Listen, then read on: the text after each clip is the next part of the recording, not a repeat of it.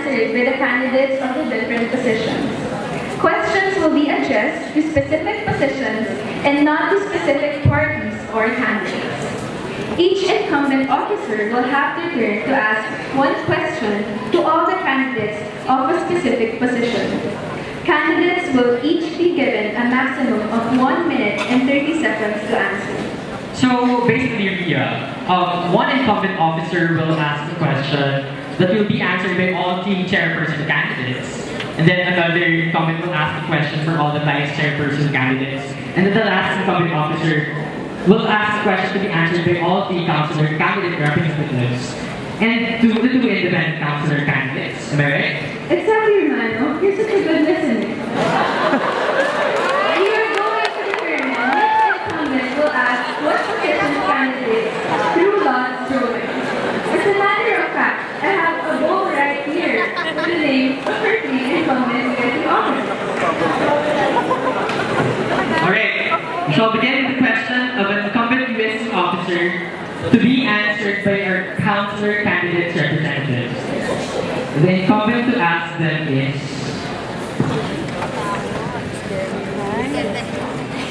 Mr. Jules Guiang from KAISA UP. To answer this question, may you read the question first. Alright. Good evening, candidates. Ang katanungan ko para sa mga konsehal, sa pagkakataon na ikaw ay pinalad na mag-OB at maging committee head, anong gagawin mo sa mga sitwasyong ito? Number 1, may event kang gagawin na matagal mo na pinagplanuhan. Number 2, kaso wala masyadong taga-USC na available para tulungan ka dahil busy sila sa committees nila o baka busy rin sila sa ibang mga grupo nila. Pangatlo, isang linggo bago ang event mo, magsasagawa rin pala ng kaparehas na event ng isang grupo at na-clinch nila ang ilang pang malalaking grupo. Pangapat, natapatan na schedule ng iyong event. Anong gagawin mo? Alright, to answer this question, we start with the councilor candidate representative from Alyansa.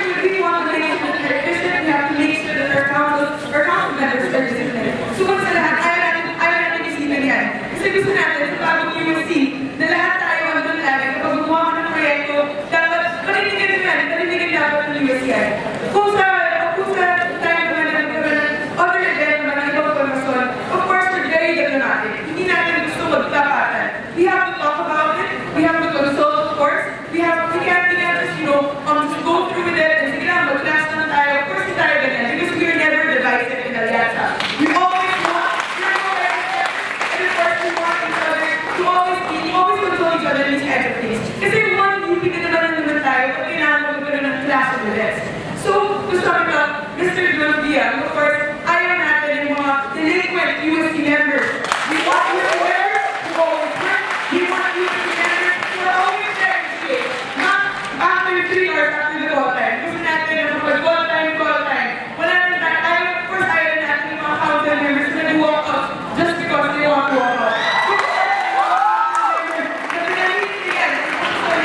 Yan gusto natin galing sa Alyansa. Isang bag.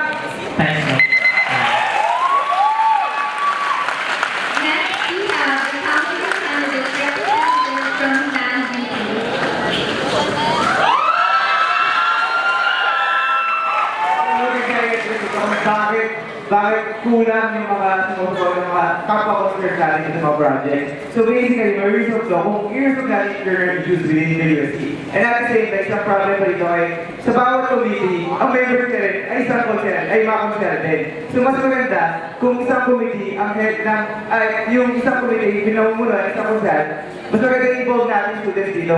Para sa mga projects na gagawin natin, there student involvement, and at the same time, mas magiging maganda, magiging korenta natin. So thank you.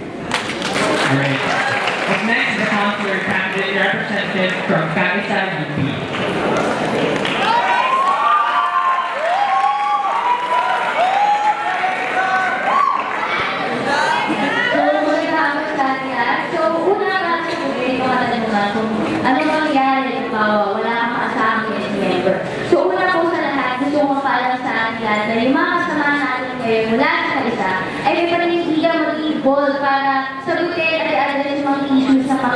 estudyante, lalo na sa ating paaralan. Dahil na meron tayong 34 council members, pero lahat na nahahati sa ilang committees na naglilingkod. So, hindi mo din may iwasan na silang lahat ay dedikado sa pagtupad ng kanilang mga tungkulin. So, anong gagawin natin? Dito pumapasok leadership, private leadership ng KAISA. Kaya dito gusto natin i-maximize ang bawat potential ng bawat estudyante dahil kayo ang bubuo sa USC. Dahil ang gusto natin isang USC na board na kaya mag-include at mag-board ng leaders mula sa ordinaryo, mula kahit na ikaw ay may posisyon o wala. Pangalawa, para po sagutin naman kung ano yung gagawin natin, for example, para makasama ka lang ang mga estudyante natin, di ba? So, eto po, dito pumapasok din naman, for example, ang pagtugon natin sa mga pangailangan ng estudyante na sama-sama dahil sa UP, dahil sa KAISA, dito po, may panindigan ng bawat isa, ng panindigan mo naman yung trabaho na ibigay sa atin. Hindi lang po puro salita na nawawala, tuwing GA man lang kung saan importante na pagsusunan natin yung mga bagay nito. Hindi lang po. Next is Mr. Jeff Rodriguez, USC Representative.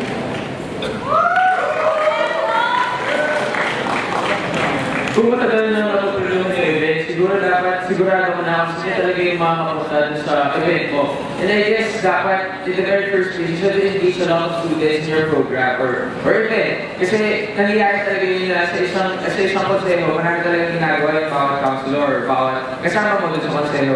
So dapat yun naman talaga yung doon ng isang student council, dapat make leaders out of our constituents. And that's what we want to do this year with the Environmental Committee. Maraming salamat. And finally, we have the Serena Brothers also running independently.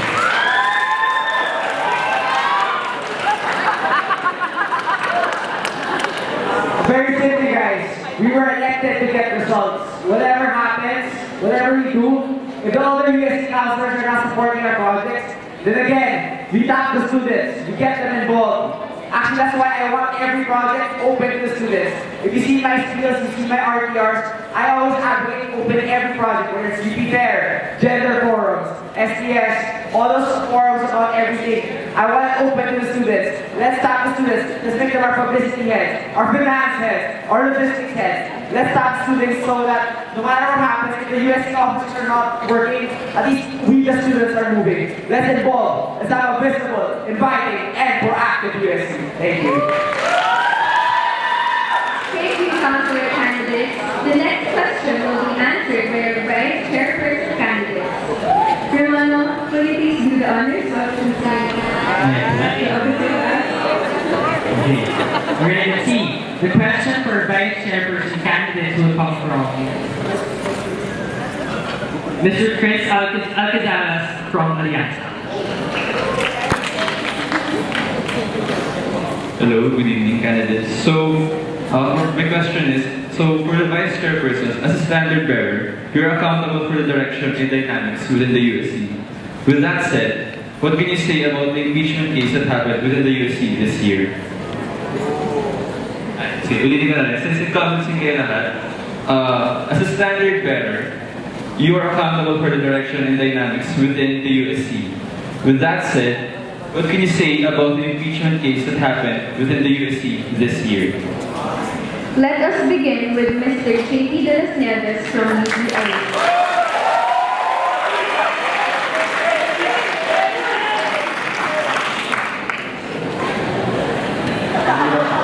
Hindi na po maliit eh. Pagdating sa impeachment case, alam naman natin na buugan yan sa ating merit system, di ba? Yung merit system na pagkaisahan natin sa simula pa lang ng ating term bilang USC. Pero nakakalungkot na, pag meron ng isang voting sa kasama natin sa USC, na na-undergo na dito, na nakakuha ng 6.5 minutes, bigla na lang ang constitutional pala. Nasaan yung pag-inindigan natin? Nasaan yung unity natin sa ating pangipaglaban? Yung pangalawa, bakit kaya naman naman ganun problema? Napakahabang oras, napakaraming oras na sayang natin dahil dito sa ating issue ng impeachment. Hindi na niya magawa ng issue tayo magawa ng sa budget at mga bagay. Pero ito na naman ay simple problema. isang simple problema na bakit nga ba hindi umatin yung officer na ito? Bakit nga ba gusto nagpapakita? Bakit nga ba gusto nag-text man lang ang kanyang excuse? Ito ba yung student leader na gusto natin? Student leader na walang accountability at hindi kaya palitigan na pinakakuha ng trabaho sa konseho? Ito ba yung gusto natin? So yun, bilang incumbent, nakakalapot na napakarami ng sakripisyo dahil sa issue ito, sa impeachment. Pero sa ulit-ulit, sana tayo mga scholar ng bayan dito, sikilin natin yung student leader na yun. Huwag na tayo maglagay ulit ng mga estudyante na alam natin yung experience ng pagpasok. Kasi ngayon, ngayon na sa USC na wala na pamintigan, huwag na natin sila ibalik sa konseho. Salamat. Next to answer the question is Ms. Nika Kapabok from Staff UP.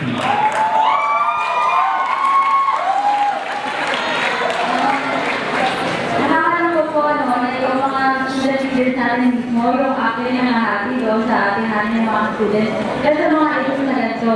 Actually, I believe Mr. Alquizalas is referring to Mr. Lagaling from Staff UP. So, nalulungkot po kami, naghingi po kami ng tawad sa lahat ng mga estudyante kung nasa-institutionalize man yung issue noong kay Claire Magaling at hindi masyadong napag-usapan. Na-take up yung more than 2 months actually ng aming mga GAs talking about impeachment over student concerns na naman dapat namin nag-usapan sa aming mga GA. Actually, yung issue po ng impeachment, hindi ko po alam kung bakit ganoon natin siya ganoon natin siya sensationalize. Then, knowing Claire Magaling at kung tatanungin po natin yung ating mga constituents, mamanitin natin dahil sa isang tunay na leader sa dati na talaga lumapit o sa mga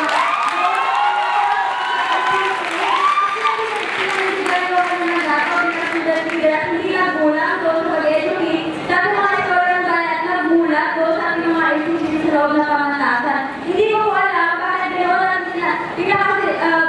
ginawa natin ginawang sensationalized yung issue na actually ay nag-deliver naman yung ating Councilor Representative magaling doon sa kanyang mandate bilang address sa committee head, bilang student leader ng USC. Hindi ko sumukat. Lastly, we have Mr. Nam from KAISA. Actually, nakakalungkot nga na in the first place nangyari pa ang impeachment case na ito. Dahil sa simula pa lamang, consensus na napagnaglihan ng direct system, ang House Rules at ang Constitution. So, hindi ko alam kung bakit gano'n. Bakit na yung mga members ng USC na hindi sinusunod ang House Rules na ito. Kung ayaw natin sunodin ang House Rules, then mas mabuti pa sumali na lang tayo sa iba pang institusyon. So, ano ba masasabi ko yung sa impeachment trial na ito, di ba?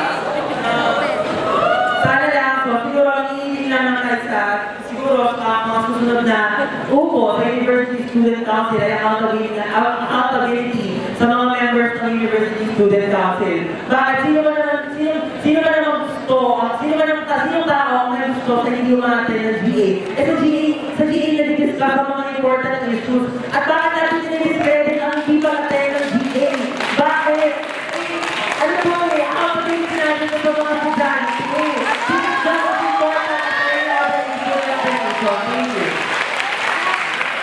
Thank you, Vice-Chairperson candidate. For the third and final question, to be addressed by our Chairperson candidates, let us hear from Ms. Charlotte Franz from Staff UP.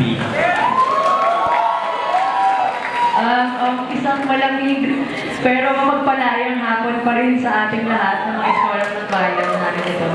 So, para sa tatlong kasama ko sa council at ngayon na tumatakbo for chairperson ng University Student Council, hindi ko ito tanong pero pinapaabot na tanong mula sa aming mga kasama sa Multi-Sectoral Alliance kung saan bahagi yung mga kasama natin sa Sitio San Roque. Ito po yung kanilang tanong.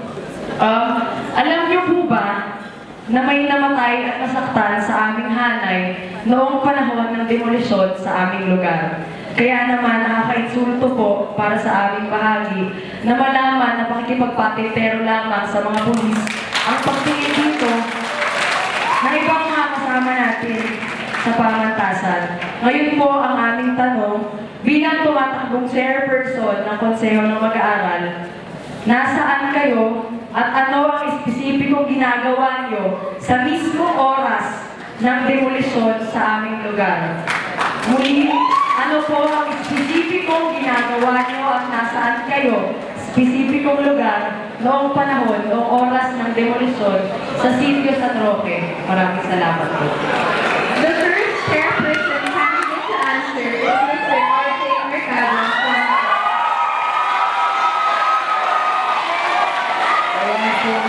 Sa akin lahat, actually natanong rin ito doon sa huling forum sa MASCOM tungkol sa demolition. So, again, I'll be honest, marami tayo nung nangyari yung demolition na yan. But then again, we honor and respect those people who actually stood out for those people na na-demolition sa lugar na yun at actually nag-mobilize during that time. However, tayo sa Alyansa, to answer the question in terms of action, naniniwala tayo na iba't ibang paraan para makakilos at magbigay ng pagbabago sa ganitong kondisyon. Tayo sa Alyansa naniniwala tayo na dapat hindi natin pinapalis basta-basta itong mga quote-unquote informal sectors na hindi natin sila nililipat sa isang lugar kung saan malapit sa mga pagkabuhay nila, di ba? Dapat desente pa rin yung pangbuhay yung nilipatan nila. Kaya naman ngayon, para long-term yung solusyon natin, di ba? We're engaging the Congress. We're engaging the Congress to create a bill to actually legitimize their rights to actually isang better at dignified na nilipatan para dito sa mga sektor ito. Kaya yun, maraming salamat po. Next up, we have Ms. Elizabeth from San Diego.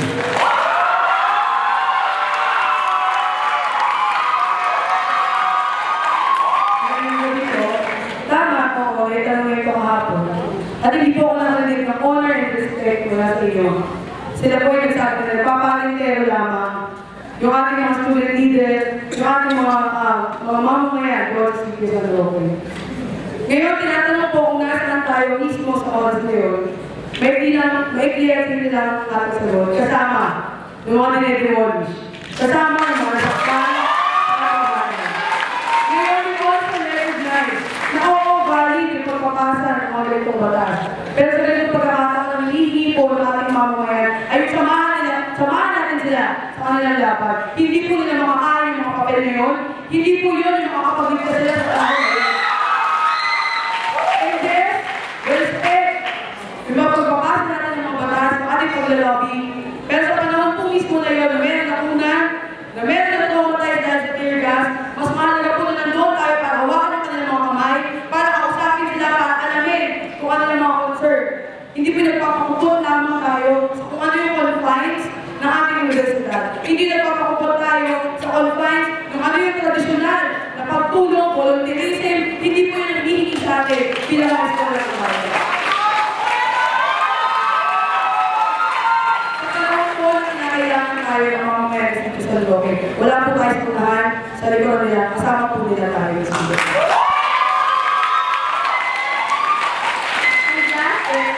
Alquizalas from KAISA.